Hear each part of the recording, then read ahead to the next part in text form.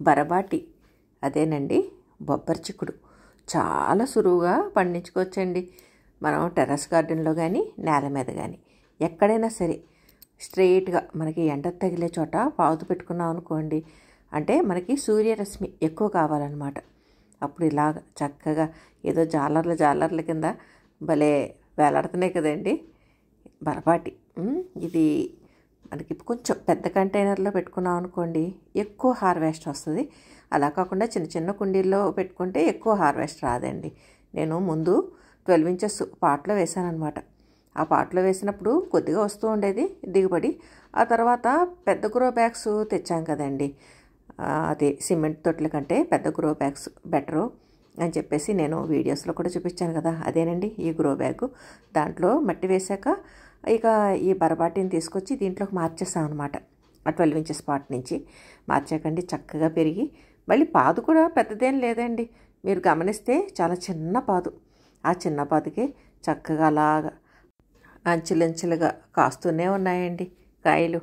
అని మనం కొంచెం మరీ ముదిరిపోకుండా కోసుకున్నాం అనుకోండి, అటు కర్రీ చేసుకున్నా ఫ్రై చేసుకున్నా చాలా టేస్ట్గా ఉంటుంది. అలా అని ముదిరికాయలైనా సరే మనం ఏమీ మరీ ఎండిపోతున్నాయి అనుకుంటే ఆ తొక్క తీసేసి గింజల కింద వాడుకోవచ్చు. చిక్కుడు జాతిదే కదండి ఇది కూడా, అందుకని మనకి చిక్కుడులో ఎన్ని రకాల పోషకాలు ఉంటాయో ఈ బరబాటిలో కూడా అలాగే ఉంటాయండి. కాబట్టి మనం ఇది పెంచుకోవడం కూడా సులువు అండి. ఎందుకంటే సీజన్తో నిమిత్తం లేదు.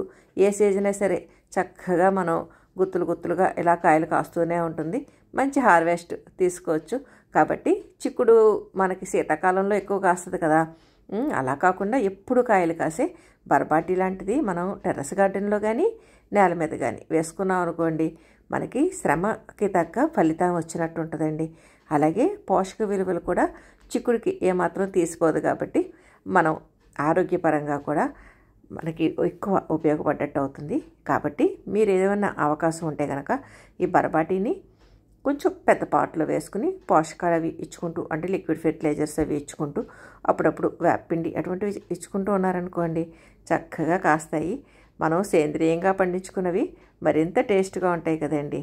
సులువుగా పండించుకోగలిగే ఇటువంటి తీగజాతి మొక్క చిన్ని పందిరి వేసి పాకించామనుకోండి, మనకి చక్కటి దిగుబడినిస్తూ శ్రమకు తగ్గ ఫలితాన్ని ఇస్తుందండి.